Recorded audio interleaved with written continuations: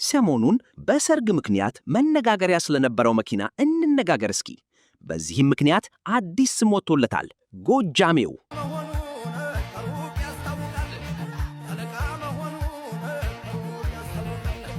እውነትም ከመኪናው ጭፈራ ጋር ይሄዳል። በስያሜው ተስማማላችሁ? ይህ የምታዩት መኪና ዋጋው የቅንጦት ቪላ ቤት የሚያስንቅ፣ ውስጥ ያለው የቅንጦት ደረጃ ደግሞ ባለ 5 ኮከብ ሆቴሉን የማይተናነስ ነው። ዛሬ የምናወራው ስለ ተራ መኪና አይደለም፣ ስለ መርሴዴስ ማይባህ GLS 600 ነው። ለመሆኑ ይሄ መኪና እንዴት አዲስ አበባ ገባ? ዋጋውስ በኢትዮጵያ ብር ስንት ሊሆን ይችላል? እስከ መጨረሻው ተከታተሉኝ። ዛሬ በአዲስ አበባችን ጎዳናዎች ላይ እጅግ አስገራሚ፣ ልዩ እና በሀገራችን ኦቶሞቲቭ ታሪክ ውስጥ ትልቅ መነጋገሪያ የሆነውን መኪና ይዘንላችሁ ቀርበናል። አዲስ አበባ በየቀኑ እየተቀየረች እያደገችና አዳዲስ ነገሮችን እያስተናደገች ያለች ከተማ ናት። ነገር ግን ይሄ መኪና ሲያልፍ የከተማው ሰው በሙሉ ቆሞ ነው የሚመለከተው። ለመሆኑ ይሄን መኪና ልዩ የሚያደርገው ምንድን ነው? ለምንድን ነው የዓለም ባለጸጎች፣ የሆሊውድ ኮከቦችና ትላልቅ የቢዝነስ ባለቤቶች ብቻ የሚከመቱበት መኪና በአዲስ አበባ አስፋልት ላይ ማየት ያስገረመን? ቪዲዮውን ከመጀመራችን በፊት ግን ይሄንን ልዩ መረጃ ለሁሉም እንዲደርስ አሁኑኑ ላይክ አድርጉ። ለቻናላችን አዲስ ከሆናችሁ ደግሞ የደውል ምልክቷን በመጫን ሰብስክራይብ ማድረጋችሁን እንዳትረሱ። ይሄ መኪና ተራ መርሴዴስ GLS አይደለም። የመርሴዴስ ከፍተኛ የቅንጦት ክፍል የሆነው ማይባህ የራሱን እጅ አሳርፎበት እንደ ልብስ ሰፊ ባለሙያ እያንዳንዱን መስመር በጥንቃቄ የሰፋው ድንቅ ሥራ ነው። ይሄ መኪና የሚናገረው አንድ ትልቅ እውነት አለ።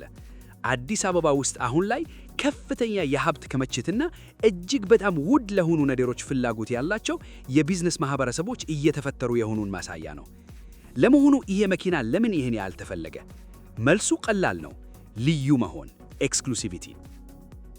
በአውሮፓ ወይንም በአሜሪካ ገበያ ይሄ መኪና ከፋብሪካ ሲወጣ እንደየምርጫው ኦፕሽንስ ከ$175,000 እስከ $240,000 ሊያስወጣ ይችላል። ይህ በራሱ በዓለም አቀፍ ደረጃ በጣም ውድ ከሚባሉ መኪናዎች ተርታ ያሰልፈዋል። ነገር ግን ወደ እኛ ሀገር ወደ ኢትዮጵያ ስናመጣው ሂሳቡ ሙሉ በሙሉ ይቀየራል። የሂሳብ መኪናችሁን አውጡና አብረን እንስራው። የቀረጥና የዋጋ ዝርዝር ማብራሪያ። ኢትዮጵያ ውስጥ የቅንጦት መኪናዎችን ስናስገባ የሚጣለው ቀረጥ በጣም ከፍተኛ ነው። አንደኛ፣ የጉምሩክ ቀረጥ ከስተምስ ዲዩቲ፣ የመኪናውን መነሻ ዋጋ ተከትሎ የሚጣል መሰረታዊ ቀረጥ። ሁለተኛ፣ የኤክሳይዝ ታክስ፣ የመኪናውን ሞተር ሲሊንደር መጠን ኢንጂን ካፓሲቲ ከፍ ባለ ቁጥር ይህ ታክስ እስከ 100% እና ከዚያ በላይ ሊጨምር ይችላል። ይህ መኪና ደግሞ 4.0 ሊትር V8 ሞተር ስላለው ከፍተኛው ታክስ ያርፍበታል። ሶስተኛ፣ የተጨማሪ እሴት ታክስ ቫት 15%። አራተኛ፣ ሱር ታክስ እና የገቢ ግብር።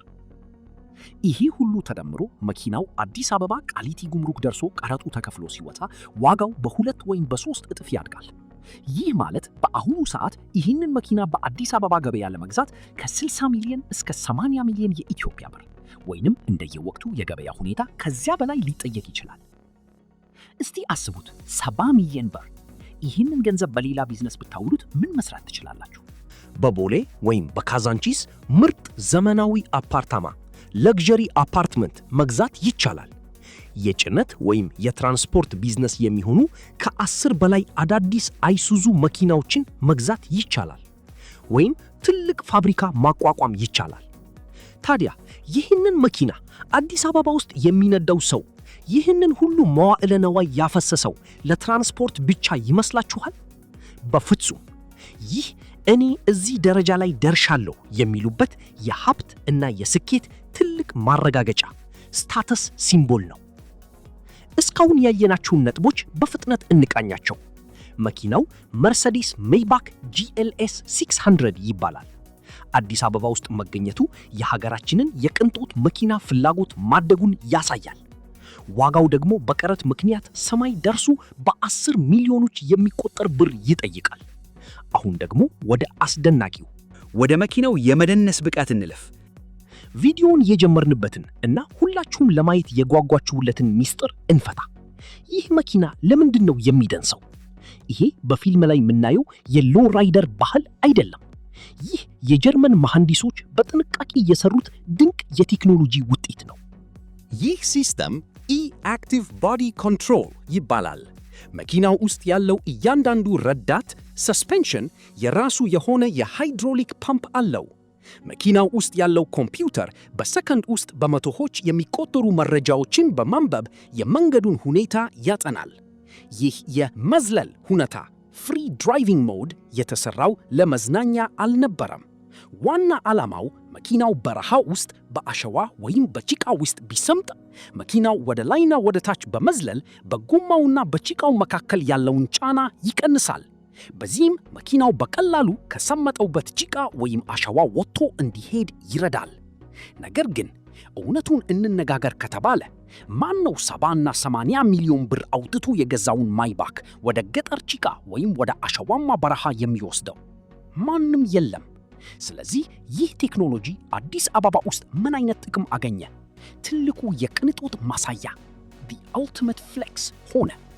ቦሌ ላይ መኪናውን አቆመው ይህንን ሲስተም ሲያበሩት በዙሪያው ያለ ሰው ሁሉ ስልኩን አውጥቶ ቲክቶክ እና ዩቲዩብ ላይ ይለቀዋል። ይህ መኪና ራሱ የሶሻል ሚዲያ ኮከብ እየሆነ ነው። እስካሁን ውጪውን አይተን ከተደነቅን እውነተኛው አስማት ያለው ውስጥ ነው። የኋላውን በር እስከፍተው ይህንን ይመለከቱ። መኪናው እኔን ለማክበር ወደ ታች ዝቅ ይላል። የብረት መርገጫውን በራሱ ይወጣል። ይህ አቀባበል ለነገስታት የሚሆን ነው። ውስጥ ስንገባ ይሄ መኪና ባለ 5 ወንበር አይደለም፣ ባለ 4 ወንበር አምባሳደር ክላስ ነው። ወንበሮቹ ልክ እንደ መጀመሪያ መደብ ፈርስት ክላስ አውሮፕላን ሙሉ በሙሉ ይተኛሉ። እግር ማሳረፊያ ካልፍሬስት አላቸው። በተጨማሪም የማሳጅ ሲስተም አለው። በመንገድ ላይ እየሄዱ ጀርባውን ማሳጅ ያደርጋል። አዲስ አበባ ውስጥ በትራፊክ መጨናነቅ ውስጥ ሆነው የሰዎች ጩኸትና የኮንስትራክሽን ድምፅ ባለበት ሰዓት የዚህን መኪና ባለ 2 ድርብ መስታወት ደብል ግሌዝድ አኩስቲክ ግላስ ጠቅ አድርጎ ሲዘጉት ዓለም ጸጥ ይላል። ሙሉ በሙሉ ከውጭው ዓለም የሚሰሙት ነገር አይኖርም። በሁለቱ ወንበሮች መካከል ምን አለ መሰላችሁ? አነስተኛ ፍሪጅ ሬፍሪጀሬተር አለ። የፈለጉትን ቀዝቃዛ መጠጥ እዚህ ውስጥ ያስቀምጣሉ። ለብርጭቆ ማስቀመጫው ደግሞ መጠጡ እንዳይቀዘቅዝ ወይም እንዳይሞቅ የሙቀት መቆጣጠሪያ ተደርጎለታል። ይህ መኪና ሳይሆን ተንቀሳቃሽ የቅንጦት ሳሎን ቤት ነው። ይህንን ያህል የከበደ መኪና እንዴት ይንቀሳቀሳል ካላችሁ፣ ከፊት ለፊቱ 550 ሆርስ ፓወር የሚያመነጭ V8 ትዊን ተርቦ ሞተር አለው። ይህ ግዙፍ መኪና ከ0 እስከ 100 ኪሎ ሜትር በሰዓት ለመግባት ከ5 ሰከንድ በታች ነው የሚፈጅበት። ነገር ግን ከፍጥነቱ በላይ የሚገርመው የመብረር ስሜቱ ነው። መኪናው ውስጥ ያሉ ካሜራዎች ከፊት ለፊቱ ያለውን አስፋልት አስቀድመው ያጠናሉ። ለምሳሌ አዲስ አበባ ላይ ጉድጓድ ወይም ኮብልስቶን ካለ መኪናው ጉድጓዱ ላይ ከመድረሱ በፊት ሳስፔንሽንስ ያዘጋጃል። በዚህም ምክንያት ውስጥ ያለው ሰው ምንም አይነት መንገራገጭ አይሰማውም። ልክ ደመና ላይ እየበረሩ እንደሆነ ነው የሚሰማውት። እንግዲህ የዛሬው ልዩ ፕሮግራማችን ይህንን ይመስል ነበር። ይህ መኪና በአዲስ አበባ መታየቱ አንድ ነገር ያስተምረናል። ዓለማችንም ሀገራችንም በፍጥነት እየተቀየሩ ነው። ትልቅ ዕልም ያላቸው ሌሊትና ቀን የሚሰሩ ሰዎች የት መድረስ እንደሚችሉ ማሳያ ነው። ይህን መኪና አይተን ዋው ውድ ነው ብለን ማለፍ ብቻ ሳይሆን እኔስ ጠንክሬ ሰርቼ የራሴን ቢዝነስ አሳድጌ እዚህ ደረጃ ላይ መድረስ እችላለሁ የሚል መነሳሳት ሊሰጠን ይገባል። ምንም የማይቻል ነገር የለም። ህልማችሁን ትልቅ አድርጉ። አሁን እናንተን ልጠይቃችሁ፣ በእጃችሁ ላይ 75 ሚሊዮን የኢትዮጵያ ብር ቢኖር ይህንን መደነስ የሚችለውን የቅንጦት ማይባክ መኪና ትገዛላችሁ ወይስ ቦሌ ላይ ዘመናዊ ቪላ ቤት ትሰራላችሁ? ሐሳባችሁን አሁኑኑ ኮሜንት ላይ ጻፉልኝ። ይህ ቪዲዮ ከተመቻችሁ እና ተጨማሪ መሰል አስገራሚ የአውቶሞቲቭ እና የቴክኖሎጂ መረጃዎች እንዲደርሷችሁ 1. ቪዲዮውን ላይክ አድርጉ። 2. ለወዳጅ ዘመዶ ሼር አድርጉ። 3. ቻናላችንን ሰብስክራይብ በማድረግ ቤተሰብ ይሁኑ። ስለተከታተላችሁን ከልብ አመሰግናለሁ። በሚቀጥለው ቪዲዮ በአዲስ ርዕስ እስክንገናኝ ሰላምና ጤና ለሀገራችንም